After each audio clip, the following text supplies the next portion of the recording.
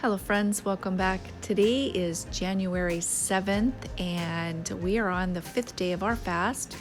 I wanted to share what we had for breakfast, lunch, and dinner with you. So it's actually only two recipes. We had the vegetable soup for lunch and dinner.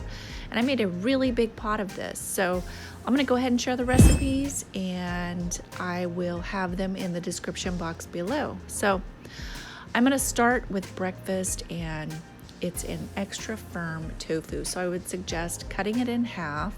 I use half of it at a time for one recipe, and I let it sit on paper towels because it's packed in water, so you want it to kind of drain out and dry out a little bit. I would also suggest using what seasonings you like. So I'm sharing what seasonings I used, but definitely use what seasonings you and your family like. If you're using seasonings at all, some people don't use any seasonings whatsoever during this fast, so that's an individual choice.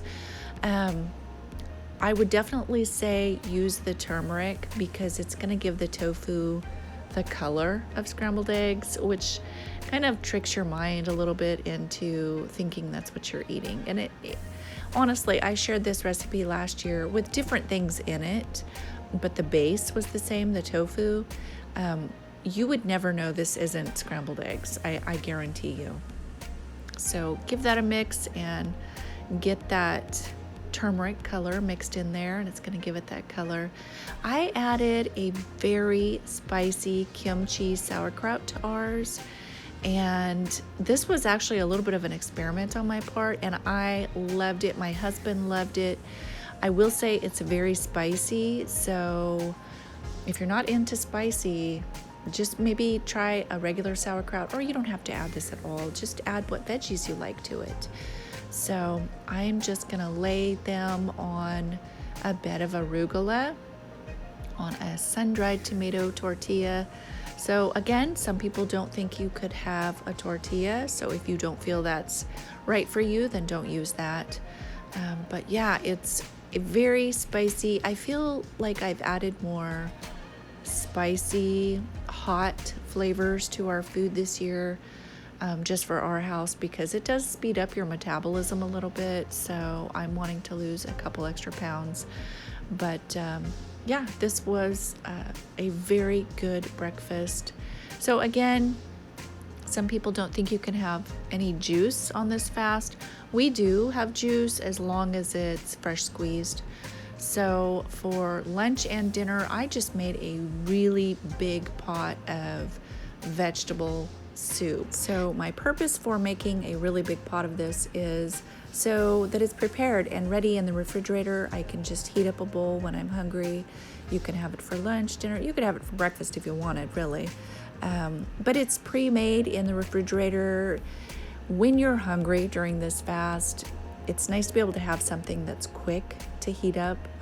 So you're not going to reach for something that's not approved on your fast, so if that makes sense. So another thing that's really good to have pre-made in your refrigerator ready to go is rice. Brown rice is okay for this fast, not white rice, and brown rice takes longer to cook. So I always like to have brown rice pre-made in the fridge. That way I can add it to a wrap if I want, or I could add some in my soup if I want. It's just a little bit quicker, and I'm not going to reach for something that's unhealthy because I can have something that's pre-made and I don't have to wait for it to cook. So anyway, something else that I have found is really good to have pre-made is something that's going to help with craving sweets. At least for me, I do struggle with that. Carbs and sweets are my main struggle during this fast. So I like to have a breakfast bar, and my sugar-free granola helps. But also I have a recipe for a simulated carrot cake breakfast bar. It's obviously not carrot cake, but it takes care of that sweet tooth, and I just cut them in really small pieces, and it helps. It really does. And you can find that recipe in my Daniel Fast playlist, so make sure and check out all of those recipes.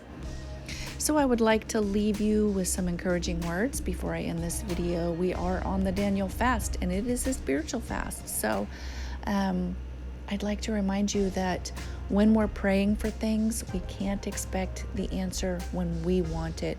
God's timing is perfect. Ours is not. So I'd like to leave you with Ecclesiastes chapter 3. To everything there is a season and a time to every purpose under the heaven, a time to be born and a time to die, a time to plant and a time to pluck up that which is planted, a time to kill and a time to heal, and a time to break down and a time to build up, a time to weep and a time to laugh, a time to mourn and a time to dance.